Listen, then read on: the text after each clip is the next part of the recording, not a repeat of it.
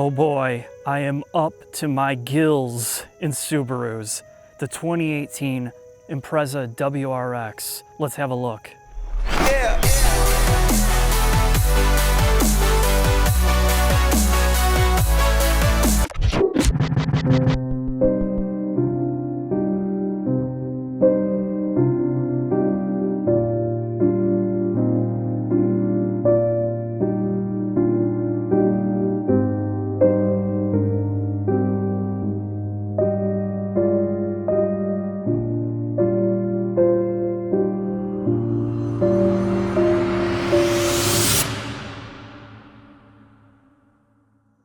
After doing the retrospective with the 2002 WRX, I look at this and I think, well, they're pretty true to the original design. You could put both of them together and really see all the DNA there. Now this has been refreshed, so the Subaru people are going to be able to point out every little detail that they've changed on the front end. The bumper is different, the angles are different, the grille, the fog lamp assembly, the little pattern in the plastics on the lower front lip is all different. But let's take a look at the side. Now this is where you get a lot of arguments about Subaru in general, their side profile, namely when you get to the WRX. Some models have just pretty much stripped away all the body cladding and the bulges. This kind of does both because the front maintains the wider fender arches and then you go along the side and kind of everything is smoothed out with the exception of this large sill at the bottom or the rocker panel. It really sticks out and it is a very bold, striking design. That is until you open the door and you realize how you are going to totally destroy this thing getting in and out of it. I mean, it's a cool accent, but not particularly functional. Now, I did a video of the Impreza, I think it was a year or two ago, and I look at this and, pretty much everything's still here. This just has a more aggressive look from the exhaust to the spoiler, to some of the shapes, to this kind of faux-ish under, diffuser. I like the way it looks, and I think a lot of people do, and it's not overly wrought. It's not just so trying too hard, and I think that's what I'm trying to say is you can pull this off without feeling juvenile driving it. I think it's a good balance between kind of practical and, well, aggressive at the same time, and it helps to have a low-profile kind of lip on the trunk as well. Now, getting in the trunk is a mixed bag in the WRX because I have to use this key. And when I get in here, I was really impressed by the trunk space. I mean, I fit, all my camera gear, the width, the depth is good, and of course the seats fold down, except you actually have to go in the back seat to release them, which, if this was a hatchback, maybe I could deal with that, but it's not. I don't know, it's just weird. It's just strange things like this, and I'll be honest, this car would have a much bigger appeal to me if it was a hatch. And I know, you're gonna have this argument back and forth, but this would be so much more practical and usable as a daily driver and fun if you had that option, but you don't. So you're stuck with this trunk. It's really versatile, it's big, it's not compromised too much except for the little details I mentioned. It's just gonna be, again, it's one of these things, it depends on who you are, what your priorities are, and if you can deal with this or not. Let's take a look at the interior. This is where, if you go back to the 2002 video I just did on the WRX, this is where this car kind of surprises me. Because if I would have gone back 15 years and you would have told me, hey, take a look at this 15-year newer WRX, what do you think? I'd be like, there's no way in hell. This looks like it would be the next generation of the car. They just haven't advanced the interiors all that much. It's still very simplistic. The ergonomics are extremely good. They haven't resorted to too much gimmicks except, the fake carbon fiber and that type of crap. But for the most part, they seem like they've fallen behind in the interior design game.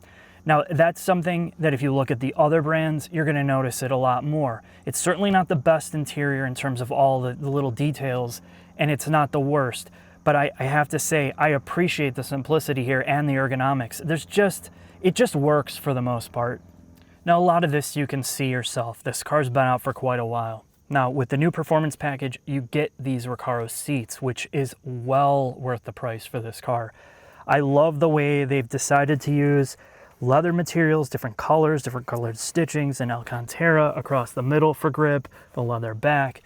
These are just superb seats without looking out of place, gimmicky, they hold you well, they're not too hot.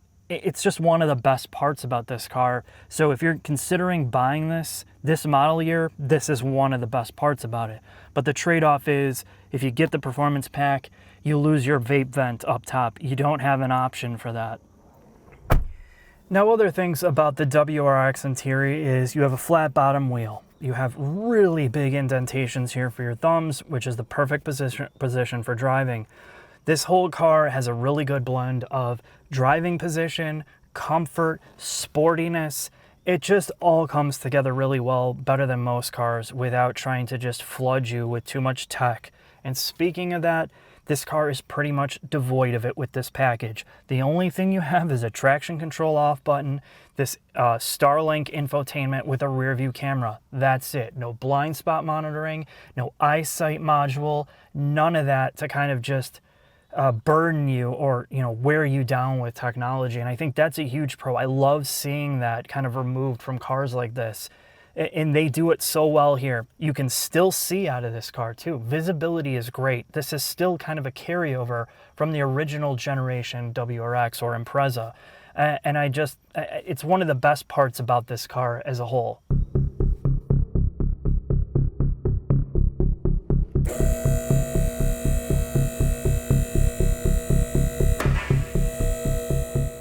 Now, part of the new shop is obviously we have a live studio audience. As you can tell, these two lucky winners are very involved in the whole process. Now I am under the 2018 WRX, and as we've seen, and if you take a look at this back to back with even the 2002 WRX, you see so many things that are similar.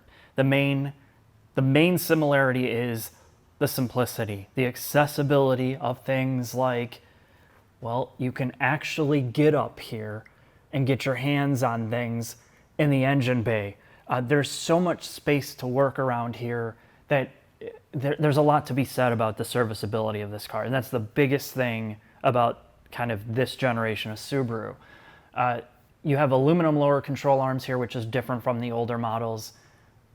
But that's pretty much it in terms of aluminum use. Everything else is all stamped steel. There's absolutely not really any focus on underbody aerodynamics here. There's so many gaps and spaces that are, you know, just for air turbulence all over this. This generation Subaru is not about smoothing out airflow. And again, that's part of the reason why the accessibility to get at things is so good. And as we move to the middle and the back, you'll notice right away that this is an all-wheel drive vehicle. And it's not an all-wheel drive vehicle like you see with these SUVs and CUVs where they're just front-wheel drive setups with a drive shaft tied to it to an on-demand system. This is truly, and you hear the term, the coin, or this cheesy phrase, the symmetrical all-wheel drive system. And the reason it's symmetrical is, well, you have your transfer case, your transmission, and your two equal length half shafts in the front. It's not offset. And you go all the way to the back, and again, you have two equal length half shafts from your rear differential. And a lot of that is, it's one of the reasons why this car is extremely balanced. There's not torque steer, there's not just weird behavior from the car that you get from a lot of these, you know, retrofitted front wheel drive setups. When you meander to the rear of the WRX, you can tell, much like Tom was talking about with the original generation 2002 Impreza, they've carried over a long line of interchangeability between their models. These control arms are recycled. Some of the subframe components, the suspension components, are reshared with a lot of their models, and it makes 100% sense in terms of cost reduction, simplicity, and again, having things that are interchangeable makes producing a vehicle a lot cheaper, cost effective. But in the back, you have a multi-link. You have a coil-over shock assembly that doesn't separate the spring from the damper. Really, everything is simple here, but you have no alignment capability aside from tow, which, you know, for a car like this isn't a big deal. In the back, you see the rear differential with two equal length half shafts, again, as we talked about with the symmetrical layout. It's just a very, it's a system and a design that's worked very well for Subaru, and it hasn't changed much for a long time. Now that I've made it to under the hood of the Subaru WRX, I'm getting a bit of anxiety because this reminds me of all the time I spent under the hood of the 86, which was kind of the first generation of the FA20 motor that is in here, a 2-liter, well, in this case, a 2-liter turbocharged version of that. And this motor first saw direct and port injection from Toyota's D4S system. Now Subaru has their own called DIT, and DIT to me sounds like some pharmaceutical grade mosquito repellent or some other disgusting concoction, but it's not. It stands for direct injection turbo. Now, as Tom said, it's extremely easy to get around under here. There's no complications. It's just standard simplicity that Subaru's had forever. And amazingly, you can see the floor of the shop, which is so rare in modern cars because they cover that up or you just can't get to anything. So that's one of the big benefits here. This is the same stuff we've been seeing forever. This is probably one of the more solid Subaru motors ever made so far, aside from it having direct injection, which over time we'll see if that has the typical issues with carbon and all that we see with most turbo direct injected motors out there. But other than that, let's get on to the driving segment and just see what there is to see.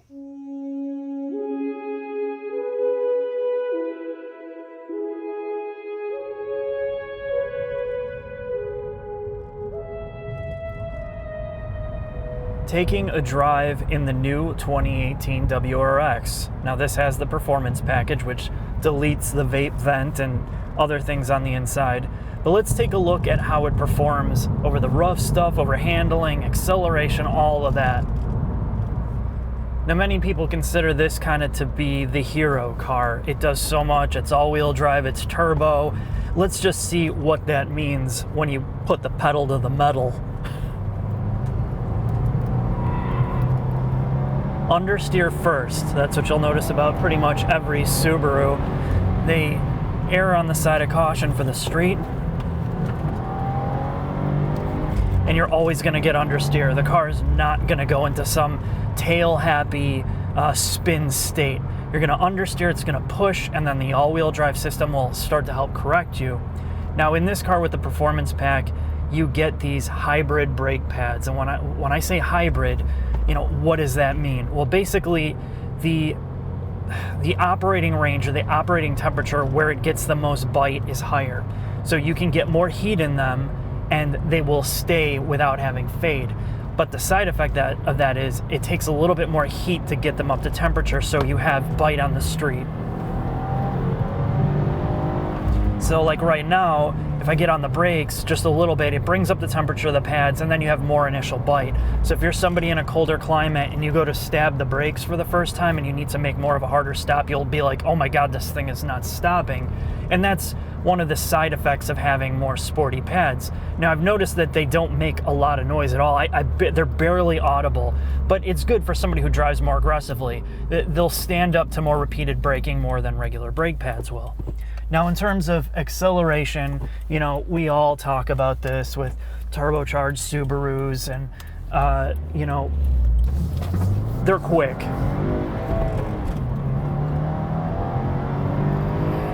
Now with this car, the acceleration, I have a couple problems with it. And it started when I got the car. It was like 95 degrees out. It didn't matter if I had done back-to-back runs, 0 to 60, you know, you rev this thing out. After a while, this thing, as you put your foot down and you get up in the higher RPMs with wide open throttle, this thing is constantly cutting timing. It cuts timing in the middle of the RPM band, it cuts timing in the high RPM. It's just always pulling power. Now, I thought maybe it's the tuning, okay? Maybe it's just the way that the ECU is learned.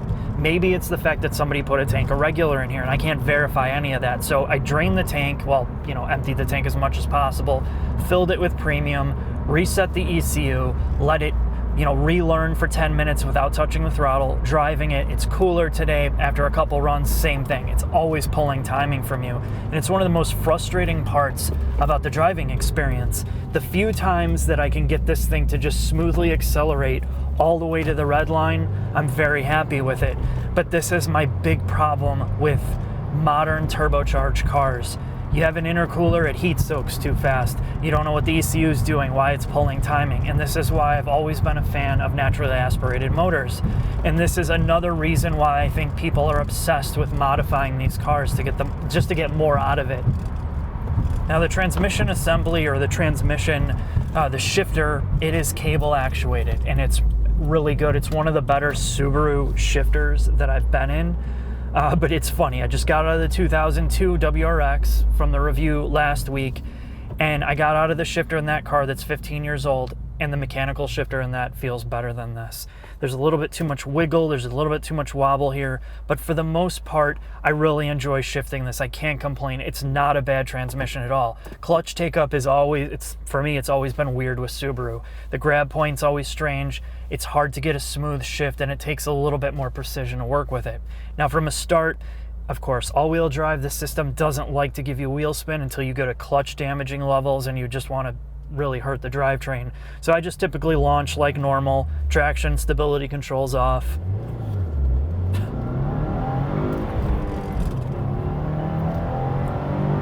The pulling timing, it is quick. Even though it's pulling the timing out, this is one of the more satisfying turbocharged 4 cylinders you're gonna get in. It sounds good. It feels like it's got a lot of power.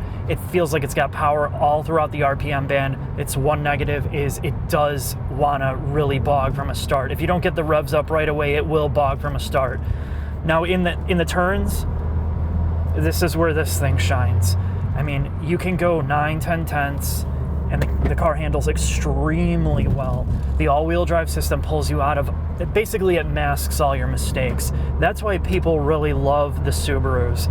You don't have to have a high driver skill to appreciate and have fun in this car. That said, in stock form, it's just not much of a challenge for driving, because it doesn't penalize you for making a mistake. It just kind of pulls you out of it, and that's definitely one of the best parts about it. It's a very safe car. Now, it also gives you a false sense of confidence that you can do stupid shit. You tend to make more mistakes because you can do it. So this isn't, if you want to learn how to drive a car, this is not the car that I would get to learn how to drive. But if you're not particularly into driving and you just want to have fun and go fast, the WRX is one of the best out there at just, it's accessible to everybody. That's my point. Now, the owners of this car will probably say, well, Subaru left too much off the table on here. They left too much off the table and you have to modify to get the most out of it. Well, I don't particularly agree with that statement. I think as a stock car, not too many companies have been able to put this formula together so well, where it has good steering, just simple dynamics, a more balanced approach, a good manual transmission with enough power for the street. I think that's why this car is so popular. So with that said, I really like this car. I know it's at the end of its generation.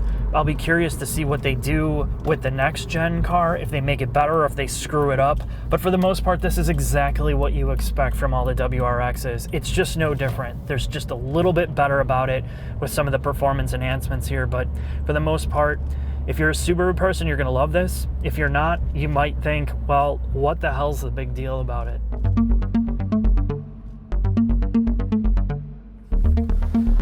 All right, final thoughts, and I'm gonna be honest about this. Every single manufacturer that has an enthusiast car, they have stigmas and stereotypes attached to them because the owner community helps to kind of establish that. It gets projected onto the car, and that's really, really hard to separate for me. Back in the early 2000s, I read an article from Car and Driver that said they were on a trip through California and every single Civic they saw was lowered. And I feel it's the same way with the WRX. I cannot drive around and not find one of these on the road that isn't completely modified and just stands out or ridiculous with a million stickers. And it's indicative of the people that own this car. And that's not a bad thing at all. But if you're trying to break out of that into a different market, it is kind of one of those things. It's a big deal. So separating yourself from it, what is the car like? What is the experience like? And I think this is one of the better, and it's been one of the best enthusiast cars since 2002. And the best part is they haven't really mucked up the formula. They haven't tarted it up too much. It's maintained its simplicity. You have a symmetrical all-wheel drive system that's not some Frankenstein front-wheel drive platform with an on-demand system that everybody seems to be infatuated with. This is kind of pure. They're the only ones that are doing it. Maintains low center of gravity. The dynamics are better here. The rigidity of the chassis is better. The transmission's finally really good. The steering's good. All the dynamics are great. But what's the problem then? Well, this car specifically is almost $33,000. And I asked myself, and I've asked others, is having all that worth the 8 to 10 grand over like a Civic Si or some of the front wheel drive sportier cars that have gotten better that now have like these eco turbo setups that, you know, maybe don't have as much horsepower but are a lot smoother, better balanced interior, and just a fit and finish is better. I don't know that I could do this car, but I can see why so many people love it. And it's a true all-season vehicle with being all-wheel drive. That's one of the biggest pros that I could see worth springing the extra money for. But I hope that they continue to evolve this without mucking up everything, making it better over the course of, you know, the next 5 to 7 years. Take that for what it's worth, because that's really all I can say about it.